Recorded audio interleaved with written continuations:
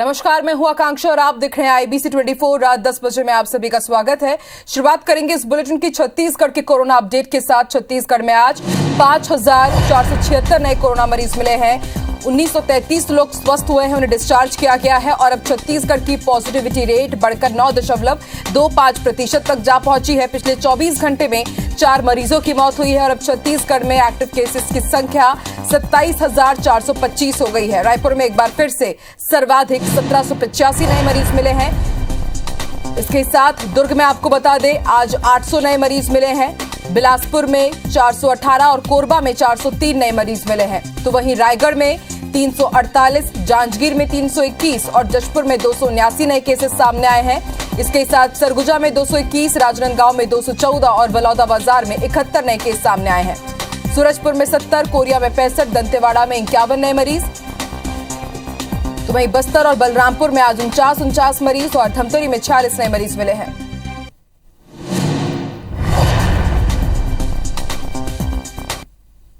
और अब मध्य प्रदेश की बात की जाए तो मध्य प्रदेश में आज 3,639 नए कोरोना मरीज मिले हैं। मध्य प्रदेश में आज एक कोरोना मरीज की मौत हुई है और वहीं 497 मरीज आज डिस्चार्ज किए गए हैं। एक्टिव केसेस की संख्या मध्य प्रदेश में 14,406 तक जा पहुंची है।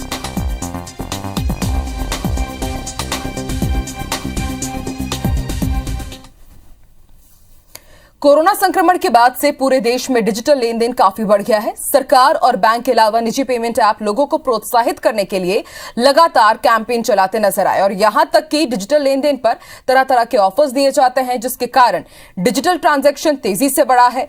लेकिन अब ये डिजिटल ट्रांजैक्शन व्यापारियों के लिए टेंशन वाला हो गया है। वो कैसे, देखिए रिपोर्ट। डिजिटल ट्रांजैक्शन ने हमारी जिंदगी काफी आसान कर दी है। नोटबंदी के बाद से ही डिजिटलाइजेशन पर फोकस बढ़ाया गया, लेकिन कोरोना काल में डिजिटल ट्रांजैक्शन की एक तरह से सुनामी आ गई। आम आदमी के साथ हर छोटे से छोटा व्यापारी डिजिटल ट्रांजैक्शन कर रहा है। नतीजा, अब धीरे धीरे मार्केट से करेंसी गायब हो रही है। आज सबसे ज्यादा लेन देन यूपीआई के जरिए हो रहा है।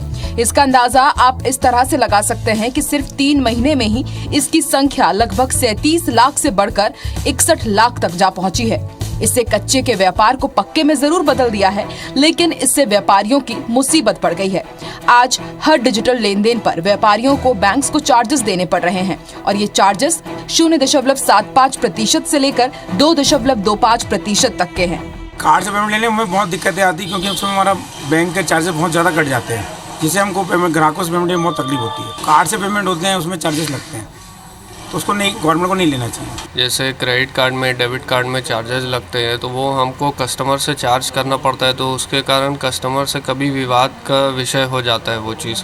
तो उसको ज़ीरो कर देना चाहिए, नील कर देना चाहिए। कस्टमर अगर डिजिटल ट्रांजैक्शन कर रहा है तो वो सारा ऑन रिकॉर्ड है। डिजिटल लेन देन पर लगने वाले चार्जेस की समस्या को लेकर छत्तीसगढ़ चैम्बर ऑफ कॉमर्स ने केंद्रीय वित्त मंत्री को पत्र लिखकर ट्रांजैक्शन चार्जेस को खत्म करने की मांग की है। नहीं, हम लोग लगातार इसको कैट के माध्यम से, चैम्बर के माध्यम से लगातार पिछले मैं समझता हूँ 5-6 साल से बात उठा रहे हैं। सरकार को ये हटाना चाहिए ताकि लोग डिजिटल पेमेंट के तरफ प्रोत्साहित वहन सरकार ने करना चाहिए, ताकि लोग बिल काटने की भी आदत पड़ेगी, कस्टमर को बिल लेने की भी आदत पड़ेगी। यूपीआई के अलावा और भी दूसरे तरीके हैं जिससे डिजिटल लेन देन हो रहे हैं और उसमें भी लगातार बढ़ोतरी देखने को मिल रही है। स्टेट लेवल बैंकर्स कमेटी की ओर से जारी आंकड़ों के मुताबिक जून 2021 तक छत्तीसगढ़ में 48,260 पीओएस मशीनें लगी हैं। इस तरह डेबिट कार्ड की संख्या लगभग 2,01,80,000 और क्रेडिट कार्ड की संख्या 2,81,987 तक जा पहुंची है। मोबाइल बैंकिंग का उपयोग करने वालों की संख्या भी 32,21,276, इंटरनेट बैंकिंग करने वालों की संख्या 46,94,050 तक जा पहुंची है। क्यूआर कोड की संख्या 37,463 और यूपीआई की संख्या 60,65,132 है। ऐसे में अगर सरकार की ओर से डिजिटल लेन देन पर लगने वाले चार्जेस को 0 कर दिया जाए तो 100% लेन देन डिजिटल मोड में किया जा सकेगा और इससे जरूर पारदर्शिता भी बढ़ेगी। साथ ही व्यापारियों की मुसीबत भी काफी हद तक कम हो सकेगी। स्टार जन के साथ ब्यूरो रिपोर्ट, आईबीसी 24। अब खबर लोरमी से, जहां की महिला जनपद सदस्य का निर्वाचन शून्य हो गया है। जनपद पंचायत लोरमी के क्षेत्र क्रमांक 18 बरमपुर से जनपद सदस्य और सभापति रानी भास्कर का निर्वाचन शून्य कर दिया गया है, जिसका आदेश कलेक्टर अजीत वसंत ने जारी किया है। दरअसल बरमपुर में जनपद चुनाव के लिए अनुसूचित जाति महिला वर्ग के लिए ये सीट आरक्षित थी, जिसमें उम्मीदवार के रूप में कई महिलाओं ने चुनाव लड़ा था, जिनमें से रानी भास्कर चुनाव जीतकर जनपद सदस्य बनी। वही उम्मीदवार शशिबाई घृतलरे ने कलेक्टर कोर्ट में याचिका दायर की, जिसमें रानी भास्कर के खिलाफ जाति प्रमाण पत्र प्रस्तुत न करने की बात कही गई। ये भी बताया गया था कि रानी भास्कर अनुसूचित जाति वर्ग से नहीं आती, जिसका केस कलेक्टर न्यायालय में चल रहा था। कलेक्टर कोर्ट से रानी भास्कर को कोर्ट में उपस्थित होने के लिए भी कहा जा रहा था, लेकिन वो एक बार भी कोर्ट नहीं आई, जिसके बाद कोर्ट ने रानी भास्कर का निर्वाचन शून्य करने का आदेश पारित कर दिया।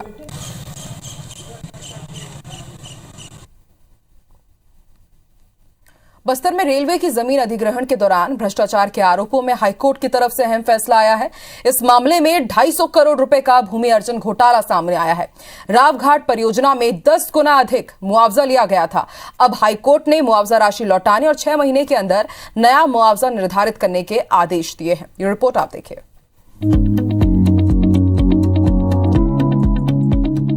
बस्तर में रेलवे की जमीन अधिग्रहण के दौरान भ्रष्टाचार के आरोपों में हाईकोर्ट की तरफ से अहम फैसला आया है। रावघाट परियोजना में दिए गए 10 गुना अधिक मुआवजे में हाईकोर्ट ने कार्रवाई के निर्देश दिए हैं। दरअसल परियोजना में भूमि अधिग्रहण अधिकारी से मिलीभगत कर 2 भूमि स्वामियों ने 10 गुना अधिक मुआवजा लेने के खिलाफ हाईकोर्ट में याचिका दायर की थी। कोर्ट ने दोनों भूस्वामियों को मुआवजा राशि लौटाने और सरकार को 6 महीने के अंदर नया मुआवजा निर्धारित कर देने का आदेश दिया है। माननीय न्यायालय ने भूमि स्वामी की ओर से दायर याचिकाओं को खारिज करते हुए उनके खिलाफ FIR को यथावत रखा और हमारे द्वारा बस्तर रेलवे की याचिका को स्वीकार करते हुए आदेश दिया कि भूमि स्वामियों को जो अवैध रूप से 80 करोड़ का मुआवजा प्रदान किया गया है, उसे बस्तर रेलवे को तत्काल प्रभाव से वापस दिया जाए। अब आपको बताते हैं कि आखिर पूरा मामला क्या है। साल 2018 में जमीन अधिग्रहण शुरू किया गया। जगदलपुर रायपुर तक रेल लाइन बिछाने के लिए भूमि का अधिग्रहण किया गया। इस परियोजना से बस्तर को रायपुर से सीधी रेल कनेक्टिविटी मिल जाती। सरकार, इरकॉन, सेल, NMDC की हिस्सेदारी थी। 3.7 हेक्टेयर जमीन के लिए 96 करोड़ रुपए का मुआवजा बांटा गया। इतनी बड़ी राशि अब तक भूमि अधिग्रहण के लिए नहीं दी गई थी। राजस्व विभाग के अधिकारियों की मिलीभगत की आशंका। तत्कालीन बस्तर कलेक्टर ने मामले की जांच के आदेश दिए थे। बांटे गए मुआवजे में भारी अनियमितता पाई गई। मामले में FIR भी दर्ज की गई थी। अब नए सिरे से इस मामले में कलेक्टर रिपोर्ट तैयार करेंगी। जिन खातों में मुआवजा दिया गया था उसे सील किया गया है। राजस्व अधिकारियों ने भूमि को डाइवर्टेड बताया था। कमर्शियल रेट पर मुआवजा देने का मामला बनाया गया। मामले में 4 कर्मचारियों को निलंबित किया गया था। अपर कलेक्टर, SDM, तहसीलदार के खिलाफ केस दर्ज किया गया। उप पंजीयन लिपिक, नायब तहसीलदार, इरकॉन के अधिकारी पर भी केस दर्ज किया गया। मामले में मुआवजे की शेष रकम के लिए बस्तर कमिश्नर के पास भी हितग्राहियों ने अपील की थी, जिस पर 6 आदेश कमिश्नर ने जारी किए थे। इन आदेशों को भी हाईकोर्ट ने निरस्त कर दिया है। नरेश मिश्रा, IBC 24, जगदलपुर। दंतेवाड़ा की डंकनी नदी को प्रदूषित करने के मामले में दायर जनहित याचिका पर हाईकोर्ट में सुनवाई हुई, जिसमें हाईकोर्ट ने कहा कि इस मामले में पर्यावरण संरक्षण मंडल याचिकाकर्ता की शिकायत पर निर्णय। दंतेवाड़ा की डंकिनी संखिनी नदी के संगम के कुछ मीटर पहले डंकिनी नदी के साथ खिलवाड़ कर उसके तट पर आयरन ओर का कचरा डंप करने और नदी तल पर रिटेनिंग दीवार बनाने के मामले में हाईकोर्ट ने छत्तीसगढ़ पर्यावरण संरक्षण बोर्ड को आदेशित किया कि वो आर्सल मित्तल का पक्ष जानकर याचिकाकर्ता की रिप्रेजेंटेशन पर फैसला ले। याचिकाकर्ता नितिन सिंघवी की तरफ से कोर्ट को बताया गया कि निजी कंपनी नदी के तटबंध के बिल्कुल बगल में आयरन ओर का वेस्ट मटेरियल डंप कर रही है, जो कि सॉलिड वेस्ट के तहत आता है। इसे डंप करना प्रतिबंधित है। मामले ने जब तूल पकड़ा तब प्रशासन आनन फानन में नदी के रिवर बेड यानी कि नदी तल पर ही रिटेनिंग वॉल बनवा रहा है, जिससे नया तटबंध अब तैयार हो जाएगा, जिससे नदी की मुख्य धारा बदल जाएगी। छत्तीसगढ़ के दंतेवाड़ा की नदी के तट पर एक निजी कंपनी द्वारा आयरन ओर का सॉलिड वेस्ट कचरा डंप किया जा रहा है। इसको लेकर के एक जनहित याचिका दायर की गई है और जिसके निराकरण में आज माननीय उच्च न्यायालय ने आदेशित किया है कि पर्यावरण संरक्षण मंडल जो है निजी कंपनी को सुन करके याचिकाकर्ता की शिकायत का निराकरण करेगा। हर साल होने वाली अनाज की बर्बादी के मामले में मध्य प्रदेश सरकार ने जबलपुर हाईकोर्ट में जवाब देते हुए बड़ा दावा किया था, जो बेमौसम बारिश में दिखावा साबित हुआ। जबलपुर में हुई बेमौसम बारिश में सैकड़ों क्विंटल धान भीग गया। मौसम विभाग की बारिश की चेतावनी के बाद भी यहां कई खरीदी केंद्रों में धान की खरीदी खुले आसमान के नीचे ही की जा रही थी, जिससे किसानों का धान बुरी तरह भीग गया है। जबकि हाईकोर्ट में राज्य सरकार की ओर से यह कहा गया था कि प्रदेश में अनाज के सुरक्षित भंडारण के पुख्ता इंतजाम कर लिए गए हैं, लिहाजा बारिश में अनाज के खराब होने की नौबत नहीं आएगी। वहीं प्रशासन ने साफ कर दिया है कि वो सिर्फ सूखा धान ही समर्थन मूल्य पर खरीदेगा। तो बारिश में धान के भीगने से अब किसान परेशान हैं। कांग्रेस ने अधिकारियों पर गंभीर आरोप लगाते हुए उच्च स्तरीय जांच की मांग की है। एसएमएस के कारण ये सारी समस्याएं बनी हैं। अगर मैसेज यदि एसएमएस टाइम पे आ जाता तो कोई दिक्कत नहीं थी, क्योंकि बारदाना तो ठीक सही टाइम पे वो पहुंचा, कोई दिक्कत नहीं है। पुराना बारदाना चला है, पहले से स्टॉक में था, कोई दिक्कत नहीं थी। यदि सरकार एसएमएस फटाफट कर देती तो जल्दी से जल्दी पूरा भंडारण मतलब वहाँ से उठ के दूसरी यहाँ चली जाती जहाँ उनको करना है। लगभग 1 लाख कुंटल अनाज तो जबलपुर शहर में खराब हुआ है।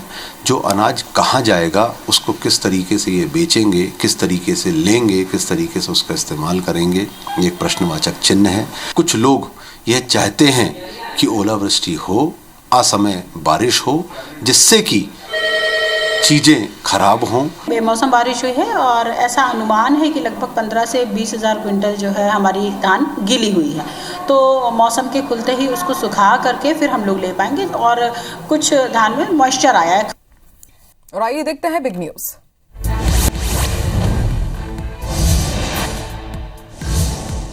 कोरोना के बढ़ते मामलों के बीच प्रधानमंत्री नरेंद्र मोदी कल मुख्यमंत्रियों के साथ बैठक करेंगे। ये बैठक 4:30 बजे आयोजित होगी। बैठक के दौरान पीएम राज्यों में कोरोना के हालात पर चर्चा करेंगे, साथ ही प्रदेश के उठाए गए कदमों की समीक्षा करेंगे और अपने सुझाव साझा करेंगे। प्रधानमंत्री नरेंद्र मोदी ने वीडियो कॉन्फ्रेंसिंग के जरिए तमिलनाडु में 11 नए सरकारी मेडिकल कॉलेज का उद्घाटन किया। इस दौरान उन्होंने कहा कि भारत सरकार मेडिकल क्षेत्र में कई सुधार लाई है। आयुष्मान भारत योजना की तारीफ करते हुए उन्होंने कहा कि इसके तहत गरीबों के पास उच्च गुणवत्ता और सस्ती स्वास्थ्य सेवा पाने का मौका है। पीएम मोदी के काफिले में हुई सुरक्षा चूक पर केंद्रीय मंत्री स्मृति ईरानी ने पंजाब के सीएम और हाई कमान पर हमला बोला। उन्होंने प्रियंका गांधी का बिना नाम लिए निशाना साधते हुए कहा कि सीएम चरणजीत सिंह चन्नी ने पीएम के सुरक्षा प्रोटोकॉल और उसके उल्लंघन के बारे में एक नागरिक को जानकारी दी, जो कि गांधी परिवार का हिस्सा है। पूर्वी लद्दाख से सटी एलएसी पर चल रहे विवाद के बीच थल सेना प्रमुख जनरल एमएम नरवणे ने साफ कर दिया है कि अगर चीन ने युद्ध थोपने की कोशिश की तो भारत की जीत होगी। थल सेना प्रमुख ने कहा कि भले ही चीन के साथ वार्ता चल रही है और कई जगहों पर विवाद खत्म हो गया हो, लेकिन एलएसी पर खतरा बरकरार है।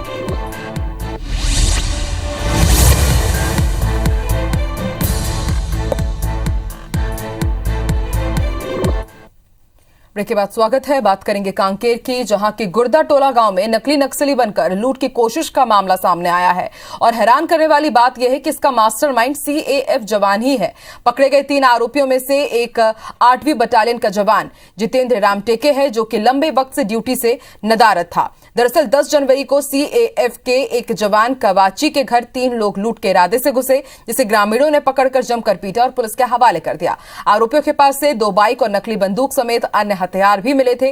पूछताछ में पता चला कि इसका मास्टरमाइंड जितेंद्र रामटेके है। पुलिस अन्य 2 फरार आरोपियों की तलाश कर रही है। पुलिस पूरे मामले में 5 लोगों को हिरासत में लेकर पूछताछ कर रही है। आरोपियों के कांकेर के बाहर कई घटना में शामिल होने की भी आशंका है।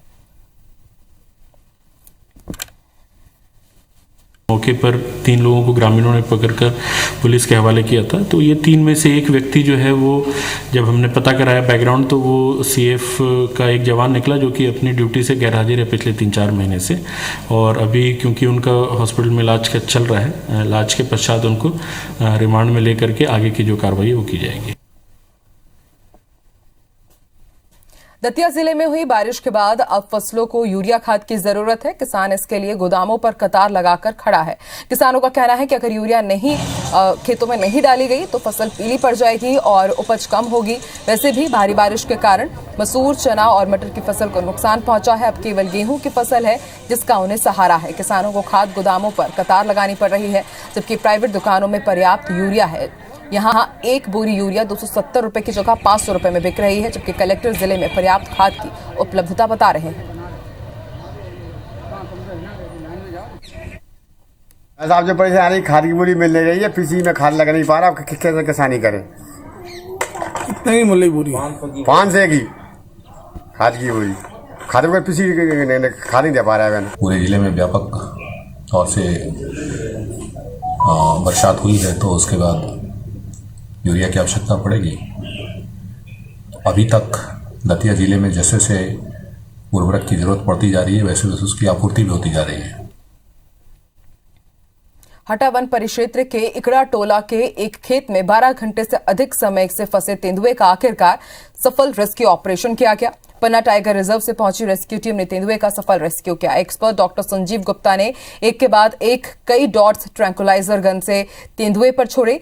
तेंदुए को ट्रैंकुलाइज कर उसके कमर में फंसे तार के फंदे को काटा गया। इसके बाद उसका स्वास्थ्य परीक्षण किया गया, फिर सिलापरी के जंगल में छोड़ने के लिए रवाना किया गया। करीब 12 घंटे तक फंसे रहने के दौरान तेंदुआ खुद को छुड़ाने के लिए कई बार पेड़ पर चढ़ता रहा और कांटों कीचड़ के बीच चहलकदमी करता रहा। कीचड़ होने से तेंदुए को पकड़ने में काफी दिक्कतें भी हुई।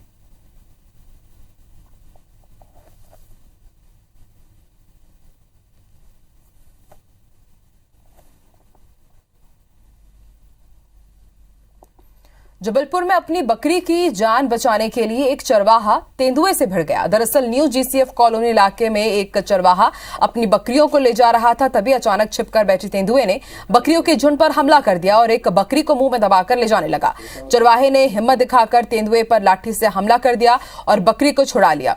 घटना के बाद इलाके के लोग दहशत में हैं और घर में रहने को मजबूर हैं। वहीं वन विभाग का कहना है कि नजदीक के जंगल से अक्सर तेंदुए रिहायशी इलाके में आ जाते हैं। वन विभाग ने एक एडवाइजरी भी जारी की है और लोगों से दिन में ही निकलने के लिए कहा गया है। 5-6 जानवर हैं वो, छोटे बच्चे भी हैं और चीतल परिवार वगैरह सब रहते हैं। तो बच्चे सुबह से निकलते नहीं हैं। अच्छा, जानवरों की वजह से। बकरी चराने वाला बकरी चरा रहा था, वो बैठा था बकरी चराने वाला, तो तेंदुआ झंकाड़ी के अंदर घुसा था तेंदुआ। तो वो बकरी को देखा छोटे बच्चे को, तो उसके ऊपर जंप मार के उसका गर्दन पकड़ लिया। फिर वो कुल्हाड़ी और हंसिया लिया था लंबे बांस में, तो वो लेके दौड़ा है, तो फिर वो छोड़ के भाग गया। कोई बकरी चरवाहा है, वो मौके पे नहीं मिला, लेकिन जानकारी सही है कि कोई बकरी को वो प्रयास किया था पैंतर ने शिकार करने का। गोयल ग्रुप ऑफ कंपनीज प्रबंधन की ओर से भानु प्रतापपुर अंचल को जीवन रक्षक ट्रॉमा एम्बुलेंस की सौगात दी गई। श्री बजरंग माइंस के वरिष्ठ महाप्रबंधक सुरेश अग्रवाल ने युवा कांग्रेस के प्रदेश अध्यक्ष कोको पाढ़ी की मौजूदगी में बीएमओ डॉक्टर अखिलेश ध्रुव को यह एम्बुलेंस सौंपी। ये ट्रॉमा एम्बुलेंस चलते फिरते अस्पताल से कम नहीं है। आपको बता दें, ambulance oxygen concentration machine, portable ventilator, ECG machine, BP machine, cardiac life support system, glucose testing उपकरण और जीवन रक्षा के लिए जरूरी सभी आधुनिक सुविधाओं से है। यह एम्बुलेंस आपातकालीन स्थिति में प्राण रक्षक का काम करेगी। ये बजरंग माइंस के सीनियर जीएम सुरेश अग्रवाल ने बताया कि गोयल ग्रुप अपनी सामाजिक जिम्मेदारी निभाने के लिए हमेशा आगे रहता है। 50 लाख कीमत की यह एम्बुलेंस विषम परिस्थितियों में मरीजों को लगातार 5 से 6 घंटे तक हर चिकित्सा सुविधा देगी।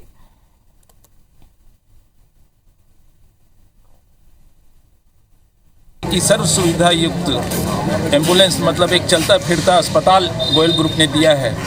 हम व्यापारी संघ को बहुत हम लोग सब गौरवान्वित महसूस कर रहे हैं कि व्यवसायिक क्षेत्र के द्वारा, व्यापारी उद्योगपति के द्वारा ये यहाँ की जनता को दिया गया है। गोयल ग्रुप ऑफ कंपनी नित्य सेवा के कार्य में एक कदम आगे बढ़ाते हुए भानु प्रतापपुर सामुदायिक स्वास्थ्य केंद्र को आज ट्रामा एम्बुलेंस के रूप में एक सौगात दी है, जिससे भानु प्रतापपुर और भानु प्रतापपुर के आसपास क्षेत्र के लोगों को ये जीवनदायिनी एम्बुलेंस एक जगह से दूसरे शहर में ले जाने के लिए बहुत उपयोगी है। और इसके लिए हम हृदय से गोयल ग्रुप ऑफ कंपनीज को धन्यवाद देते हैं। और इस बुलेटिन में फिलहाल इतना ही। आप देखते रहिए IBC 24। नमस्कार।